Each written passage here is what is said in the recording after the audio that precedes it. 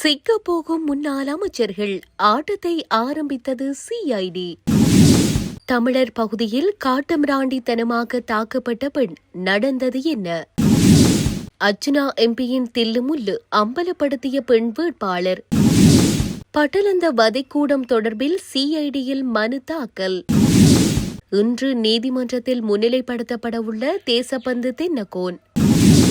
பிறந்து 43 நாட்களேயான பெண் குழந்தை பரிதாபகரமாக உயிரிழப்பு.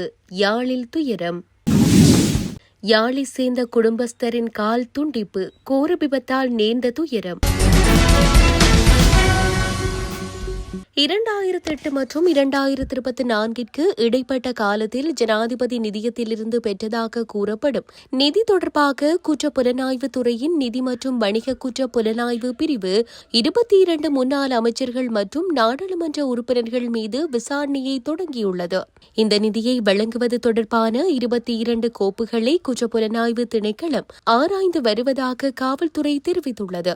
முதற்கட்ட விசாரணையில் 22 முன்னாள் அமைச்சர்கள் மற்றும் நாடாளுமன்ற உறுப்பினர்கள் பல்வேறு தொகைகளில் ரூபாய் 100 மில்லியனுக்கும் அதிகமான தொகையை பெற்றுள்ளதாகவும் பணத்தை பெறுவதில் ஏதேனும் முறைகேடு நடந்ததா என்பது குறித்து விசாரணைகள் மேற்கொள்ளப்பட்டு வருவதாகவும் தெரியவந்துள்ளது. விசாரணையின் ஒரு பகுதியாக ஜனாதிபதி நிதிக் கணக்கில் இருந்து வழங்கப்பட்ட காசோலைகளின் விவரங்களை அணுக குற்றப்புலனாய்வு திணைக்கள அதிகாரிகள் நேற்று கோட்டை நீதவான் நீதிமன்றத்திடம் ஒப்புதல் கோரியிருந்தனர். முன்னதாக அமைச்சர் நலிந்த ஜேதிச நாடாளுமன்றத்தில் 36 முன்னாள் அமைச்சர்கள் மற்றும் நாடாளுமன்ற உறுப்பினர்கள் 2005 மற்றும் 2024 இடையில் ஜனாதிபதி நிதியத்திலிருந்து ரூபாய் 112.5 மில்லியனை பெற்றதாக தெரிவித்திருந்தார். பெயரிடப்பட்டவர்களில் முன்னாள் அமைச்சர் ஹெஹலிய ரம்புக்வெல்ல ரூபாய் 11 மில்லியன், முன்னாள் அமைச்சர் வைத்தியர் ராஜித சேனாரத்ன ரூபாய் 10 மில்லியன், மறைந்த பிரதமர் DM ஜெயரத்ன ரூபாய் 30 மில்லியன் மற்றும் முன்னாள் நாடாளுமன்ற உறுப்பினர் ரஞ்சித் டி சொய்சா ரூபாய் 18 million, Vasudeva Nanayakkara, Vidura Wickramanayaka, Wimala Dissanayake, Subeetha Jayasena, SP Navinna, John Amaratunga, Sarath Amunga, Harrison, Piyasena Gamage, Manoj Sirisena, Dayaratne மற்றும் SC முத்துக்குமாரன ஆகியோர் அடுத்த நிலையில் உள்ளவர்களாவர். முல்லைத்தீவில் நேற்றைய தினம் ஒரு இளம்பெண்ணை வீதியில் வைத்து பலர் முன்னிலையில் ஒரு ஆண் மிக மூர்க்கமாக கோட்டன் தடி ஒன்றினால் தாக்கும் காணொலி சமூக வலைதளத்தில் வெளியாகியுள்ளது.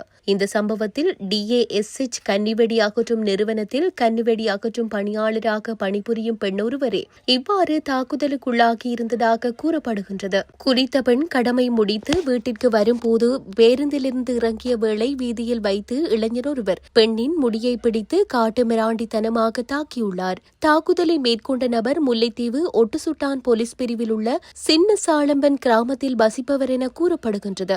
இந்த நிலையில் சம்பவம் தொடர்பில் போலீசார் உடனடி நடவடிக்கைகளை மேற்கொள்வதோடு பெண்களுக்கு எதிரான அனைத்து வன்முறைகளும் ஒழிக்கப்பட வேண்டும் எனவும் சமூக ஆர்வலர்கள் கோரிக்கை விடுத்துள்ளனர்.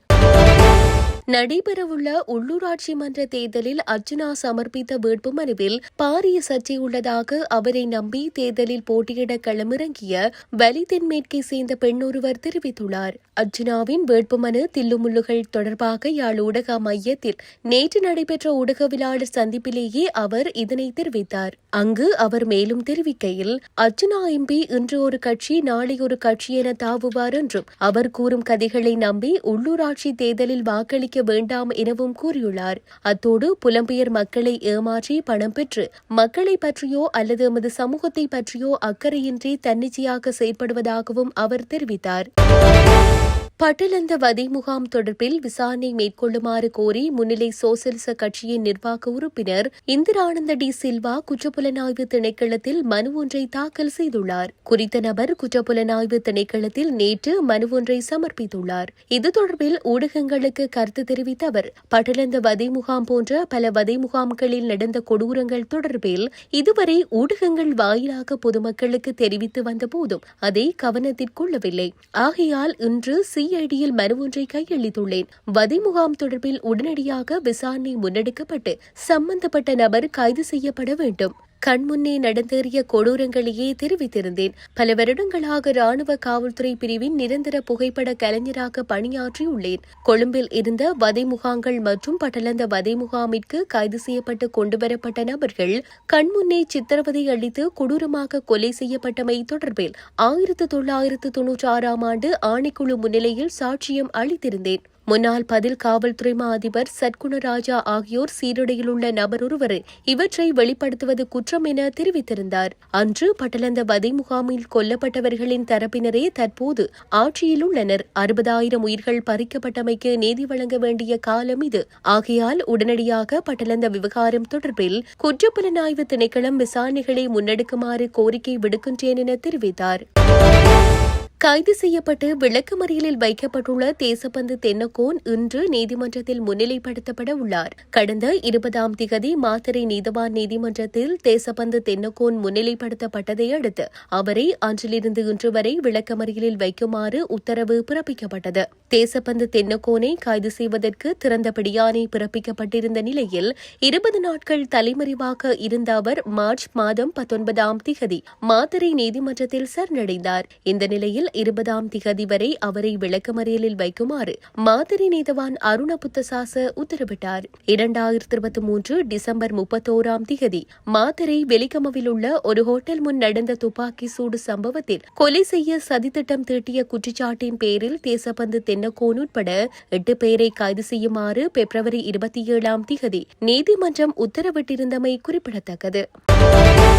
அனுராதபுரத்தில் இடம்பெற்ற விபத்தில் யாழை சேர்ந்த குடும்பஸ்தர் ஒருவரது கால் அகற்றப்பட்டுள்ளது. குறித்த விபத்து நேற்று காலை அனுராதபுரம் A9 வீதியில் இடம்பெற்றுள்ளது. விபத்தில் சிக்கிய யாழ்ப்பாணம் சாவகச்சேரியை சேர்ந்த 44 வயதுடைய குடும்பஸ்தரின் காலே இவ்வாறு துண்டிக்கப்பட்டுள்ளது.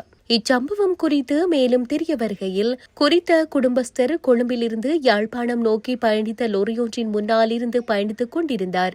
இதன்போது வேக கட்டுப்பாட்டை இழந்த குறித்த லொரியானது நிறுத்தி வைக்கப்பட்டிருந்த ஒரு லொரி மீது மோதி விபத்து சம்பவித்துள்ளது.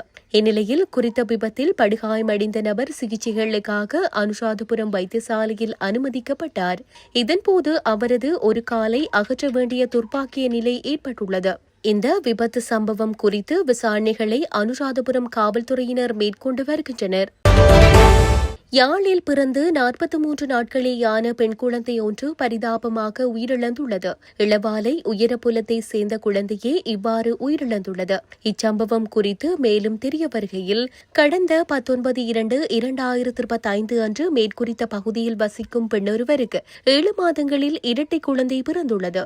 இந்நிலையில் ஆண் குழந்தை தெல்லிப்பளை வைத்தியசாலையில் கண்ணாடிப்பட்டியில் வைத்து கண்காணிக்கப்பட்டு வந்தது. பின்னர் 28/3/2025 அன்று பெண் குழந்தையும் தாயும் வீடு செல்ல அனுமதிக்கப்பட்டனர். ஆண் குழந்தை தொடர்ந்தும் வைத்தியசாலையில் கண்ணாடிப்பட்டியில் வைத்து கண்காணிக்கப்பட்டது.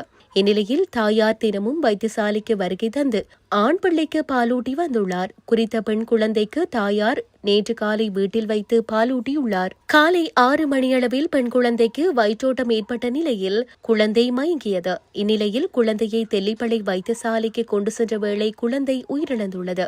குழந்தையின் சடலம் மீதான மரண விசாரணைகளை திடீர் மரண விசாரணை அதிகாரி ஜெயபாலசிங்கம் மேற்கொண்டார். உடற்கூற்று பரிசோதனைக்காக சடலம் யாழ்ப்பாணம் போதனா வைத்தியசாலையில் வைக்கப்பட்டுள்ளது.